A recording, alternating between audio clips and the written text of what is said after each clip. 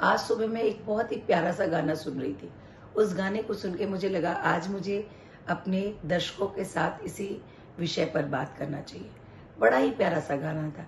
ये जीवन है, इस जीवन का यही है, यही है, यही है। मुझे हाय, नमस्ते। मैं संध्या गुप्ता, एक माँ, एक पत्नी, एक लेखक, एक काउंसलर, एक सोशल वर्कर और आप सबकी अपनी दोस्त। और यह है मेरे विचारों का सृजन। मेरे चैनल सृजन बाय संध्या गुप्ता में आप सभी का स्वागत है। हाय, नमस्ते। कैसे हैं आप सभी?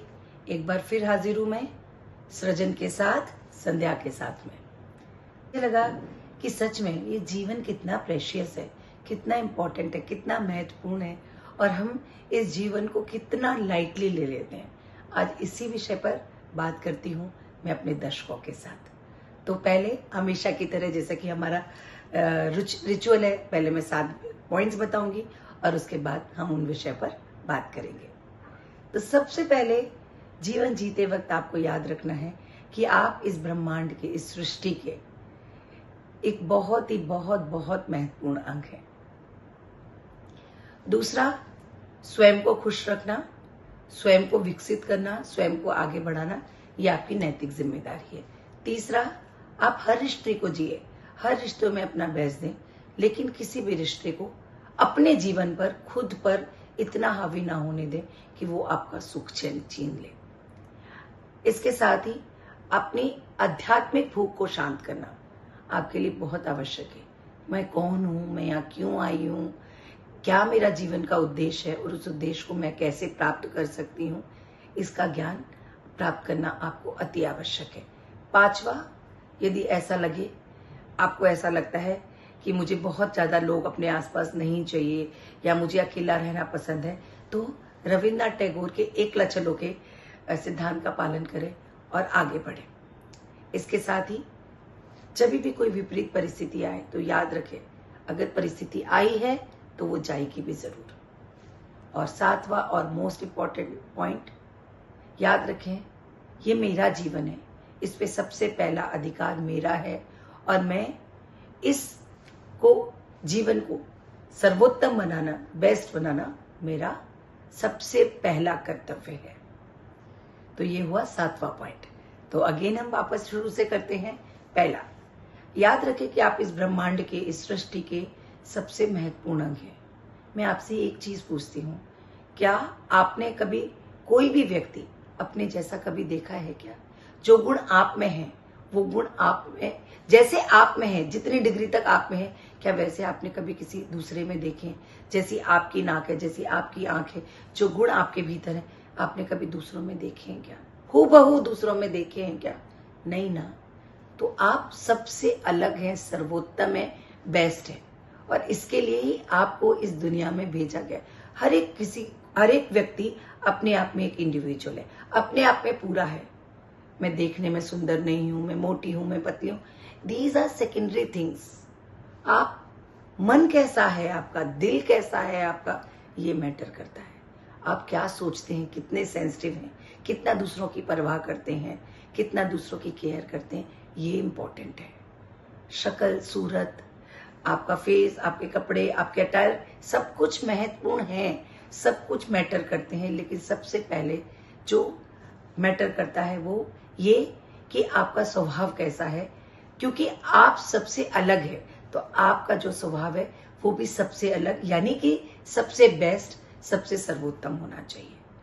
दूसरा पॉइंट, जब आप इस दुनिया में आए हैं तो स्वयं को खुश रखना आपकी सबसे बड़ी जिम्मेदारी है। स्वयं को आप तभी खुश रख पाएंगे जब आप अपने विकास पर ध्यान देंगे कि मैं किस तरीके से अपने को डेवलप करूं। फॉर एग्जाम्पल, जैसे मैंने कहा, मैं मोटी हूं, मैं पतली हूं या मेरी आवाज अच्छी नहीं, ये अगर आपको लगता है तो हमें इस पे वर्क करना है, इसके ऊपर काम करना है, अपनी कमियों को पहचानना है और उन कमियों को दूर करने के लिए कार्य करना है।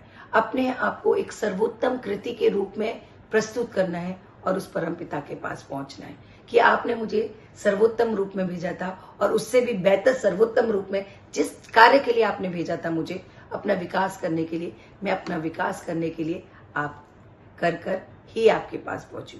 तो अपनी छोटी छोटी कमियों को पहचानें और उनके ऊपर कार्य करें। रिश्ते हमारे जीवन में एक महत्वपूर्ण अंग होते हैं और एक महत्वपूर्ण स्थान रखते हैं। हर रिश्ते को जीना, हर रिश्ते को सर्वोत्तम देना, मैं हर बार अपने वीडियोस में कहती हूँ, बहुत जरूरी है। लेकिन इस बार मैं एक बात जो बहुत जरूरी है वो कहना चाहती हूँ। आप हर रिश्ते को अपना सर्वोत्तम दें, हर रिश्ते को अपना बेस्ट दें, लेकिन अगर वो रिश्ता आपके सुख चैन को छीनने लग जाए, आपके व्यक्तित्व के विकास को रोकने लग जाए, आपके हर किसी भी प्रगति को रोकने लग जाए, तो उस रिश्ते को चलो एक बार फिर से अजनबी बन जाए हम दोनों, ऐसा कहकर उस रिश्ते को वहीं पूर्ण विराम दे देना चाहिए। जब भी आप उससे मिले, प्यार से हेलो हाय करें, लेकिन जितना इन्वॉल्वमेंट आपका पहले था उस इन्वॉल्वमेंट को कम कर लें, ताकि वो भी अपना विकास कर सके और आप भी अपना विकास कर सके। अपनी आध्यात्मिक भूख को जाने, मैं यहाँ क्यों आई हूँ, किसके लिए आई हूँ, मुझे यहाँ क्या करना है, ये सब आपको पता चलेगा जब आप बहुत अच्छी किताबों को पढ़ेंगे, मोटिवेशनल स्पीकर्स को सुनेंगे। राज दीदी को सुनिए, जैसा आप सभी जानते हैं मैं नारायण रेखी सत्संग परिवार से हूँ, तो राज दीदी इतना सुंदर सरल तरीका बताती हैं अपनी आध्यात्मिक भूख को शांत करने के लिए।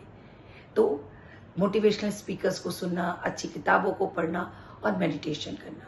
जब आप मेडिटेशन करेंगे तो मेडिटेशन में आप धीरे धीरे धीरे, शुरू में आपको समझ नहीं आएगा ये क्या हो रहा है, बहुत सारी मानसिक और शारीरिक चेंजेस आपको फील होंगे, लेकिन धीरे धीरे धीरे धीरे आप उस परमपिता से कनेक्ट होने लगेंगे और आपको अपने जीवन के लक्ष्यों को समझने में, आध्यात्मिक लक्ष्यों को समझने में आपको बहुत अधिक सहायता मिलेगी।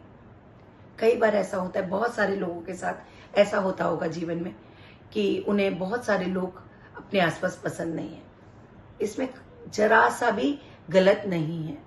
अगर बहुत आसपास आपको बहुत अपने आसपास भीड़ भाड़ पसंद नहीं है, तो रविन्द्रनाथ टैगोर के एकला चलो के नारे को साथ में पकड़ें और आगे बढ़ते जाएं। इसका तात्पर्य ये नहीं है कि आप लोगों को अपने आसपास रहने से मना कर दें, उनको एक अच्छी सी स्माइल दें, उनके साथ मुस्कुराएं, लेकिन जो इन्वॉल्वमेंट, जो चीज आपको परेशान करती है कि मैं इनके साथ इन्वॉल्व होंगी तो मेरे मन की शांति जाएगी, तो आप उनके साथ खड़े रहें, लेकिन अपने आप में भी, भीड़ में भी आप अपने आप को अकेला और अच्छा सा महसूस करा सकते हैं। तो हर कार्य करना है, लेकिन अपनी वो आइडेंटिटी, अपने जो चीज आपको अच्छा लगता है कि मुझे अकेला रहना पसंद है, अगर सब लोग पिकनिक पर गए हैं आप भी उनके साथ पिकनिक पर जाएं, लेकिन बाकी लोग खेल रहे हैं, आपका पुस्तक पढ़ने का मन है तो आप पुस्तक पढ़िए, क्योंकि आपको अपने अंदर की आइडेंटिटी, आपको पता है आपको किस वक्त क्या चाहिए। इसके साथ ही बहुत बार विपरीत परिस्थितियां आती हैं, कुछ ऐसी परिस्थितियां आ जाती हैं जीवन में जिनका निदान हमें नहीं मिलता। ऐसी समय में हम बहुत अधिक घबरा जाते हैं, बहुत अधिक एंजाइटी से भर जाते हैं, अवसाद हमें घेरने लगता है। लेकिन उस वक्त, हर वक्त हमेशा ये याद रखें कि ये जो परिस्थिति पहले नहीं थी, ये परिस्थिति आज अब आई है, तो जिस तरह से ये परिस्थिति आई है उस तरह से ये परिस्थिति चली भी जाएगी। एकदम साक्ष भाव रखें, मन को शांत रखें। जब आप खुद को शांत रखेंगे तो आप देखेंगे कि जिस तरह से विपरीत परिस्थिति आई है उस तरीके से वो शांति से आगे चली भी गई। मैं मानती हूँ कई बार इतनी अधिक विकट स्थितियां हो जाती हैं, उनसे सामना करना, उनका सामना करना थोड़ा डिफिकल्ट लगता है, लेकिन शोर मचाने से या घबराने से या अपने मन को अवसाद में डालने से या एंजाइटी करने से भी ये चीजें ठीक तो नहीं होने वाली। तो बेटर है कि हमें मालूम है कि ऐसा करने से भी कुछ नहीं हो रहा है, तो शांत रहने से एटलीस्ट आप उन परिस्थितियों से बाहर निकलने का समाधान ढूंढ सकते हैं, कि किस तरह से ये परिस्थिति आई है, तो किस तरीके से इस परिस्थिति को मैं अपने जीवन से बाहर निकालूं। और सबसे इम्पोर्टेंट 7वां पॉइंट, ये याद रखें कि आप एक विशेष मकसद से, उस परम पिता ने आपको इस संसार में भेजा है, और आपको हमेशा याद रखना है आप जो चाहें वो सब कुछ हासिल कर सकते हैं, एक ही शर्त है, आपको कड़ी मेहनत करनी होगी और लगन कंटिन्यूसली लगातार लगन से उस कार्य में अपना 100% देना होगा। चाहे वो कोई सा भी कार्य हो, चाहे वो आपकी पढ़ाई हो, आपका बिजनेस हो, आपकी पर्सनैलिटी डेवलपमेंट हो, आपको अपना वजन कम करना हो, कोई भी चीज करना हो, आप सब कुछ हासिल कर सकते हैं, क्योंकि उस परम पिता ने आपको बहुत सारी शक्तियों से भरपूर कर भेजा है। तो अपने पर विश्वास रखना अति अति आवश्यक है। इसके लिए हर रोज अपने आप को यह याद दिलाएं कि मैं उस परम पिता की एक विशिष्ट संतान हूं और उन्होंने मुझे विशेष गुणों से नवाज कर भेजा है और मैं सब कुछ हासिल कर इस अपने आप को खुश रख सकती हूँ, दूसरों को खुश रख सकती हूँ, दूसरों को खुश रख सकता हूँ। हमेशा ये याद रखें। जब जब आप ये याद रखेंगे तो आप बहुत ही आसानी से जीवन को सार्थक बना सकेंगे, सफल बना सकेंगे। अगले हफ्ते फिर मिलेंगे एक नए विषय के साथ। तब तक के लिए नमस्ते।